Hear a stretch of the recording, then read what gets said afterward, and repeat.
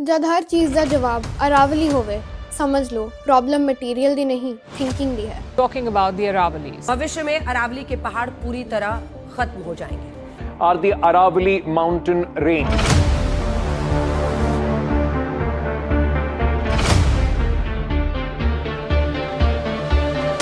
The Aravalli Range, one of the world's oldest mountain range and North India's natural shield against desertification, is under threat. सोचो school च rule हुंदा है exam hall च phone allowed नहीं।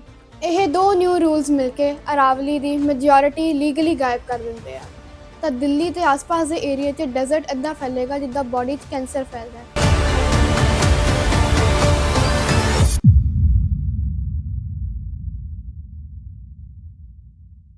ਸੋਚੋ school 'ਚ rule ਹੁੰਦਾ ਹੈ ਐਗਜ਼ਾਮ ਹਾਲ 'ਚ ਫੋਨ ਅਲਾਉਡ ਨਹੀਂ।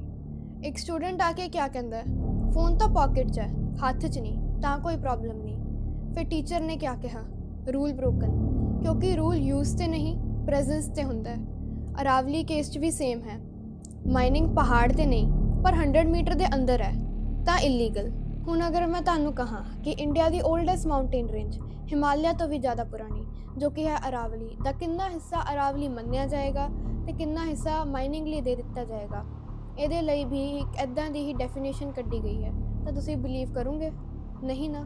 डेवलपमेंट की लिस्ट वड्डी है सैंड सीमेंट कॉन्क्रीट आयरन ते जिंक कोर्स पर सब का सोर्स एक ही दिखाया जाता है अरावली जिद्दां पूरी इकोनॉमी सिर्फ एक ही पहाड़ ते चल रही होवे।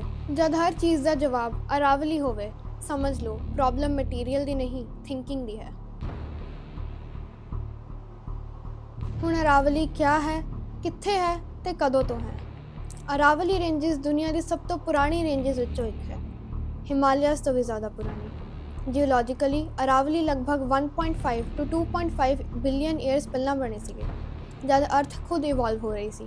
ये हिल्स सिर्फ माउंटेन्स नहीं इंडिया का ओल्डेस्ट नैचुरल सिस्टम है for water climate and ecology. Where is the Aravalli located. Aravalli ranges लगभग 800 किलोमीटर तक फैली हुई है अक्रॉस वैसटर्न ते नॉर्थ वैसटर्न इंडिया।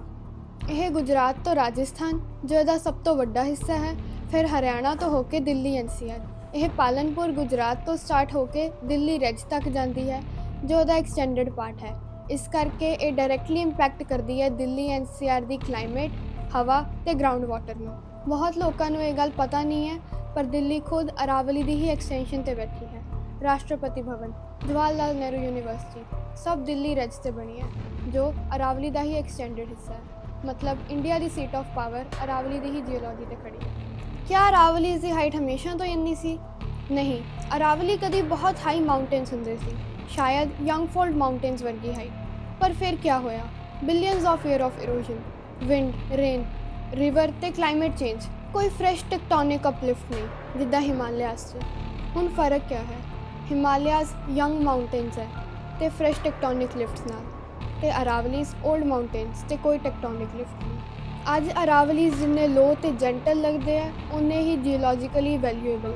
अगर तुसी कभी माउंट एबू घूमन गए हो तो तुसी गुरु शेखर जरूर गए होंगे। वही है अरावली की हाईएस्ट पीक जिसकी हाइट 1722 मीटर है। अरावली हिल्स या उन्होंने कोल बहुत सारे मोन्यूमेंट्स ते हिस्टोरिक साइट्स बने हैं जिद्दां दिलवारा टैंपल जो कि बहुत फेमस जैन टैंपल है रथम्बोर फोर्ट कुंभलगढ़ फोर्ट जिन्हों ग्रेट वॉल ऑफ इंडिया भी कहा जाता है क्योंकि यह ग्रेट वॉल ऑफ चाइना तो बाद दुनिया की सब तो लंबी दीवारों विचों एक है। जयपुर के भी कई फोर्ट जिद्दां जयपुर का जयगढ़ फोर्ट आमेर फोर्ट ते नाहरगढ़ फोर्ट ये सारे एग्जिस्ट करते हैं क्योंकि अरावली एग्जिस्ट करती है। अज अरावली की सब तो वड्डी प्रॉब्लम माइनिंग नहीं कंस्ट्रक्शन नहीं पर कोर्ट द्वारा दी गई एक न्यू डेफिनेशन है। इस डेफिनेशन के दो पार्ट्स है एक वर्टिकल डेफिनेशन ते हॉरिजोंटल डेफिनेशन। इस नवी डेफिनेशन च नेचर नू इकोलॉजी या जियोलॉजी के हिसाब नाल नहीं हाइट ते डिस्टेंस के हिसाब नाल वंड दिता गया। यह दो न्यू रूल्स मिलके अरावली की मेजोरिटी लीगली गायब कर देंगे हैं। पहली वर्टिकल डेफिनेशन। वर्टिकल डेफिनेशन के हिसाब नाल वो पहाड़ या हिल्स जिन्हां दी हाइट 100 मीटर तो उपर है सिर्फ वही अरावली मन्ने जाणगे जिन्हां दी हाइट 100 मीटर तो घट है वो अरावली नहीं मन्ने जाणगे। सिंपल वर्ड्स विच 100 मीटर तो उपर अरावली है तो 100 मीटर तो थले अरावली नहीं। हुण ये 100 मीटर रूल का लीगल इंपैक्ट क्या है जब कोई पहाड़ हिल या फिर फॉरेस्ट कंसीडर ही नहीं किया जा रहा ਤਾਂ ਉਹਦੇ ਤੇ ਫੋਰੈਸਟ ਕੰਜ਼ਰਵੇਸ਼ਨ ਐਕਟ ਅਪਲਾਈ ਨਹੀਂ ਹੁੰਦਾ, ਮਤਲਬ ਕੋਈ ਸਟ੍ਰਿਕਟ ਪ੍ਰੋਟੈਕਸ਼ਨ ਨਹੀਂ, ਤਾਂ ਮਾਈਨਿੰਗ ਸਟੋਨ ਕ੍ਰਸ਼ਿੰਗ ਲੀਗਲੀ ਹੋ ਸਕਦੀ ਹੈ ਜੋ ਇਨਵਾਇਰਨਮੈਂਟ ਨੂੰ ਬਹੁਤ ਹਾਰਮ ਕਰਦਾ ਹੈ। ਹੁਣ ਆਉਂਦੀ ਹੈ ਹੌਰੀਜ਼ੌਂਟਲ ਡੈਫੀਨੇਸ਼ਨ। ਇਹ ਕਹਿੰਦੀ ਹੈ ਕਿ ਜੇ 2 ਜਾਂ 2 ਤੋਂ ਜ਼ਿਆਦਾ ਪਹਾੜ ਇੱਕ ਦੂਜੇ ਤੋਂ 500 ਮੀਟਰ ਦੇ ਡਿਸਟੈਂਸ ਤੇ ਹੈ ਤਾਂ ਹੀ ਉਹ ਅਰਾਵਲੀ ਮੰਨੇ ਜਾਣਗੇ। ਜੇ ਡਿਸਟੈਂਸ 500 ਮੀਟਰ ਤੋਂ ਜ਼ਿਆਦਾ ਹੁੰਦਾ ਹੈ ਤਾਂ ਅਰਾਵਲੀ ਕੰਸੀਡਰ ਨਹੀਂ ਕੀਤਾ ਜਾਏਗਾ। ਹੁਣ ਨੰਬਰ ਸੁਣੋ, ਕਿਉਂਕਿ ਇਹ ਡੈਫੀਨੇਸ਼ਨ ਸਭ ਤੋਂ ਬਾਅਦ ਨੰਬਰਸ ਨਾਲ ਹੀ ਐਕਸਪੋਜ਼ ਹੁੰਦੀ ਹੈ। ਅਰਾਵਲੀ 'ਚ ਟੋਟਲ 12,081 ਮਾਊਂਟੇਨਸ ਜਾਂ ਹਿਲ ਫਾਰਮੇਸ਼ਨਸ ਹੈ। ਨਿਊ 100 ਮੀਟਰ ਰੂਲ ਦੇ ਮੁਤਾਬਕ 11,033 ਹਿਲਸ 100 ਮੀਟਰ ਤੋਂ ਥੱਲੇ ਹੈ, ਸਿਰਫ 1,048 ਹਿਲਸ ਹੀ 100 ਮੀਟਰ ਤੋਂ ਉੱਪਰ ਹੈ ਤੇ ਲੀਗਲੀ ਅਰਾਵਲੀ ਮੰਨੀ ਜਾਂਦੀ ਹੈ। ਹੁਣ ਓਵਰਆਲ ਪਿਕਚਰ ਇਹ ਹੈ ਕਿ 8.7% ਆਫ ਅਰਾਵਲੀ ਹਿਲਸ ਹੀ ਇਸ ਰੂਲ ਨੂੰ ਕੁਆਲੀਫਾਈ ਕਰਦੀ ਹੈ, ਬਾਕੀ 91% ਤੋਂ ਜ਼ਿਆਦਾ ਹਿੱਸਾ ਅਰਾਵਲੀ ਦਾ ਅਰਾਵਲੀ ਮੰਨਿਆ ਹੀ ਨਹੀਂ ਜਾਂਦਾ। ਅੱਜ ਜੋ ਅਰਾਵਲੀ ਇੱਦਾਂ ਦੀ ਦਿਖਦੀ ਹੈ, ਅਗਰ ਉਹਦਾ 90% ਹਿੱਸਾ ਕੱਟ ਦਿੱਤਾ ਜਾਏਗਾ ਤਾਂ ਕੁਝ ਇੱਦਾਂ ਦੀ ਦਿਖੇਗੀ। ਤੇ ਅਗਰ ਇਸ ਨਿਊ ਰੂਲ ਦੇ ਮੁਤਾਬਕ ਅਰਾਵਲੀ ਇੱਦਾਂ ਦੀ ਦਿਖੀ ਤਾਂ ਸਾਡੇ ਦੇਸ਼ ਵਿੱਚ ਬਹੁਤ ਸਾਰੇ ਇਕੋਲੋਜੀਕਲ ਡਿਜ਼ਾਸਟਰ ਹੋਣਗੇ ਤੇ ਸਭ ਤੋਂ ਪਹਿਲਾ ਤੇ ਸਭ ਤੋਂ ਖਤਰਨਾਕ ਡਿਜ਼ਾਸਟਰ ਥਾਰ ਡੈਜ਼ਰਟੀਫਿਕੇਸ਼ਨ। ਹੁਣ ਸਮਝਣ ਵਾਲੀ ਗੱਲ ਇਹ ਹੈ ਕਿ ਡੈਜ਼ਰਟ ਕਦੀ ਆਪਣੀ ਜਗ੍ਹਾ ਤੇ ਨਹੀਂ ਰੁਕਦਾ, ਇਹ ਹਮੇਸ਼ਾ ਅੱਗੇ ਵੱਧਦਾ ਰਹਿੰਦਾ ਹੈ। ਥਾਰ ਡੈਜ਼ਰਟ 'ਚ ਰੋਜ਼ ਤੇਜ਼ ਵੈਸਟਰਲੀ ਵਿੰਡਸ ਚੱਲਦੀਆਂ ਜਿਸ ਨਾਲ ਲੱਖਾਂ ਟਨ ਰੇਤ ਉੱਡਦੀ ਹੈ। ਜੇ ਇਹ ਨਾ ਰੁਕੇ ਤਾਂ ਇਹ ਉਪਜਾਊ ਜ਼ਮੀਨ ਤੇ ਕਬਜ਼ਾ ਕਰ ਲੈਂਦੀਆਂ। ਜਦ ਉਪਜਾਊ ਜ਼ਮੀਨ ਤੇ ਰੇਤ ਦੀ ਪਰਤ ਚੜ ਜਾਂਦੀ ਹੈ ਤਾਂ ਡੈਜ਼ਰਟ ਬਣ ਜਾਂਦੇ ਆ। ਡੈਜ਼ਰਟ ਆਪਣੇ ਆਲੇ ਦੁਆਲੇ ਦੀ ਹਵਾ ਦਾ ਟੈਂਪਰੇਚਰ ਵਧਾ ਦਿੰਦੀ ਹੈ ਜਿਸ ਨਾਲ ਪੇੜ ਸੁੱਕ ਜਾਂਦੇ ਆ।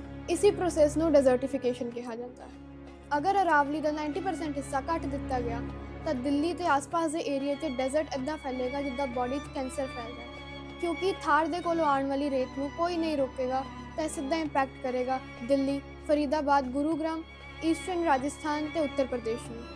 ਹੁਣ ਅਗਰ ਅਰਾਵਲੀ ਕੱਟੀ ਗਈ ਤਾਂ ਹੌਲੀ-ਹੌਲੀ ਥਾਰ ਡੈਜ਼ਰਟ ਦਿੱਲੀ NCR ਵੱਲ ਸ਼ਿਫਟ ਹੋ ਜਾਏਗਾ ਤੇ ਕੁਝ ਡੈਕੇਡਸ 'ਚ ਦਿੱਲੀ NCR ਦਾ ਮੌਸਮ ਜੈਸਲਮੇਰ ਵਰਗਾ ਸੁੱਕਾ ਪੈ ਜਾਏਗਾ।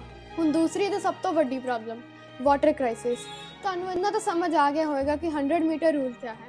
100 ਮੀਟਰ ਤੋਂ ਨੀਚੇ ਦੀ ਪਹਾੜੀਆਂ ਅਰਾਵਲੀ ਨਹੀਂ ਮੰਨੀ ਜਾਏਗੀ ਤਾਂ ਉਹਨਾਂ ਨਾਲ ਕਿਆ ਹੋਏਗਾ? ਮਾਈਨਿੰਗ ਹੋਏਗੀ, ਸਟੋਨ ਡਿਸਟਰਕਸ਼ਨ ਹੋਏਗੀ, ਉਸ ਤੋਂ ਬਾਅਦ ਕੰਸਟਰਕਸ਼ਨ।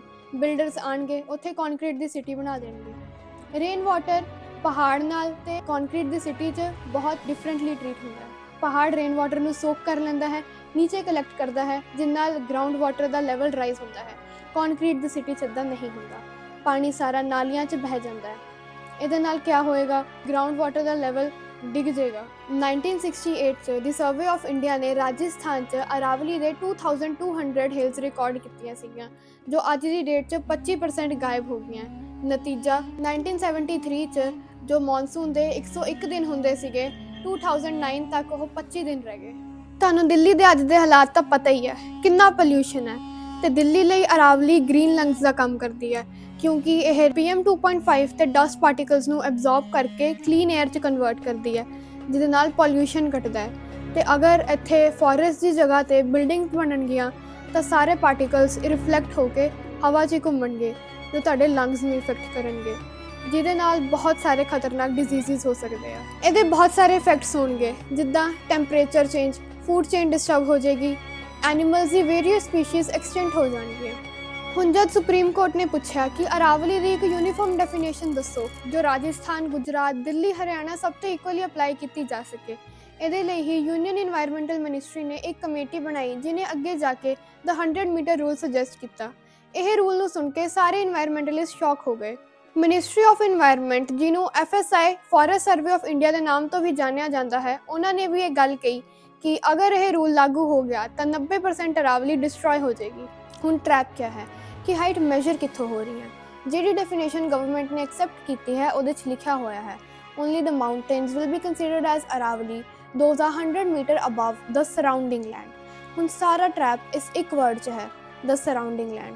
ਸਰਾਊਂਡਿੰਗ ਲੈਂਡ ਦੀ ਕੋਈ ਡੈਫੀਨੇਸ਼ਨ ਨਹੀਂ ਹੈ। ਸਰਾਊਂਡਿੰਗ ਲੈਂਡ ਕਿਆ? ਜੋ ਲੈਂਡ ਬਿਲਕੁਲ ਪਹਾੜ ਦੇ ਨੀਚੇ ਹੈ ਉਹ, ਜਾਂ ਫਿਰ ਜੋ ਪਹਾੜ ਦੇ 1 ਕਿਲੋਮੀਟਰ ਦੂਰ ਹੈ। ਇਹੀ ਪ੍ਰੋਬਲਮ ਕਰਕੇ ਸਾਇੰਟਿਸਟ ਨੇ ਇੱਕ ਮੀਨ ਲੈਵਲ ਕੱਢਣਾ ਚਾਹਿਆ, ਅਰਥ ਲਈ ਇੱਕ ਬੇਸ ਲੱਭਣਾ ਚਾਹਿਆ। ਉਹ ਬੇਸ ਕਿਆ ਸੀ? ਸਮੁੰਦਰ, ਸੀ ਲੈਵਲ, ਕਿਉਂਕਿ ਸਮੁੰਦਰ ਦਾ ਪਾਣੀ ਗ੍ਰੈਵਿਟੀ ਕਰਕੇ ਪੂਰੀ ਦੁਨੀਆ 'ਚ ਲਗਭਗ ਸੇਮ ਲੈਵਲ ਤੇ ਹੀ ਰਹਿੰਦਾ ਹੈ। ਹੁਣ ਤੁਸੀਂ ਇੰਡੀਆ 'ਚ 100 ਮੀਟਰ ਦੀ ਹਾਈਟ ਮੈਜਰ ਕਰੋਗੇ ਜਾਂ ਫਿਰ ਅਮਰੀਕਾ 'ਚ 100 ਮੀਟਰ ਦੀ ਹਾਈਟ ਮੈਜਰ ਕਰੋਗੇ, ਜ਼ੀਰੋ ਮੀਨ ਸੀ ਲੈਵਲ MSL ਨੂੰ ਹੀ ਮੰਨਿਆ ਜਾਏਗਾ। ਹੁਣ ਇਸ ਨਵੀਂ ਡੈਫੀਨੇਸ਼ਨ 'ਚ ਸੀ ਲੈਵਲ ਦੀ ਜਗ੍ਹਾ ਤੇ ਸਰਾਊਂਡਿੰਗ ਲੈਂਡ ਲਿਖ ਕੇ ਅਰਾਵਲੀ ਨੂੰ ਖਤਰੇ 'ਚ ਪਾ ਦਿੱਤਾ ਗਿਆ ਹੈ। ਹੁਣ ਜੋ ਅਰਾਵਲੀ ਦੇ ਪਹਾੜ ਹੈ ਪਹਿਲਾਂ ਹੀ ਕੁਝ ਪਲੇਟਿਊਜ਼ ਤੇ ਬਣੇ ਹੋਏ ਹੈ ਜਿਨ੍ਹਾਂ ਦੀ ਹਾਈਟ ਸੀ ਲੈਵਲ ਤੋਂ 100 ਮੀਟਰ ਉੱਪਰ ਹੈ। ਹੁਣ ਐਗਜ਼ਾਮਪਲ ਨਾ ਸਮਝੋ, ਇੱਕ ਪਹਾੜ ਹੈ ਜਿਹਨੂੰ ਇੱਕ ਟੇਬਲ ਤੇ ਰੱਖਿਆ ਹੋਇਆ ਹੈ। ਉਸ ਟੇਬਲ ਦੀ ਹਾਈਟ 200 ਮੀਟਰਸ ਹੈ ਤੇ ਪਹਾੜ ਦੀ ਹਾਈਟ 90 ਮੀਟਰਸ। ਤਾਂ ਸੀ ਲੈਵਲ ਤੋਂ ਉਸ ਪਹਾੜ ਦੀ ਹਾਈਟ ਹੋਈ 290 ਮੀਟਰਸ। ਹੁਣ ਇਸ ਡਮੀ ਡੈਫੀਨੇਸ਼ਨ ਦੇ ਹਿਸਾਬ ਨਾਲ ਸਿਰਫ ਪਹਾੜ ਦੀ ਹਾਈਟ ਮੈਜ਼ਰ ਕਰੋ, ਟੇਬਲ ਦੀ ਨਹੀਂ।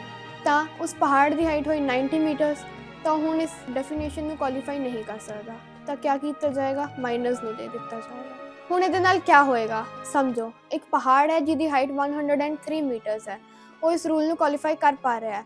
ਪਰ ਅਗਰ ਮਾਈਨਰਸ ਨੇ ਉੱਥੇ ਮਾਈਨਿੰਗ ਕਰਨੀ ਹੈ ਤਾਂ ਕਿਸੇ ਪੋਲੀਟੀਕਲ ਪਾਰਟੀ ਨਾਲ ਮਿਲ ਕੇ ਉੱਥੇ ਰਾਤੋਂ ਰਾਤ ਜਿਸ ਪੁਆਇੰਟ ਤੋਂ ਹਾਈਟ ਮੈਜ਼ਰ ਹੋ ਰਹੀ ਹੈ ਉਹਨੂੰ ਉੱਚਾ ਕਰਵਾ ਦੇਣਗੇ, ਲਗਭਗ 5 ਮੀਟਰ ਉੱਚਾ।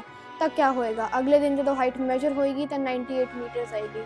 ਹੁਣ ਉਹ ਪਹਾੜ ਇਸ ਰੂਲ ਨੂੰ ਕੁਆਲੀਫਾਈ ਨਹੀਂ ਕਰ ਪਾ ਰਿਹਾ ਤਾਂ ਮਾਈਨਰਸ ਦੇ ਹੱਥ ਦੇ ਦਿੱਤਾ ਜਾਏਗਾ। ਸੁਪਰੀਮ ਕੋਰਟ ਨੇ ਨਿਊ ਮਾਈਨਿੰਗ ਲੀਜ਼ਸ ਤੇ ਬੈਨ ਤਾਂ ਲਗਾਇਆ ਹੈ, ਪਰ ਇਹ ਬੈਨ ਟੈਂਪਰੇਰੀ ਹੈ। ਇਹ ਬੈਨ ਸਿਰਫ ਤਦ ਤੱਕ ਹੈ ਜਦ ਤੱਕ MPSM ਪਲਾਨ ਨਹੀਂ ਰੈਡੀ ਹੋ ਜਾਂਦਾ।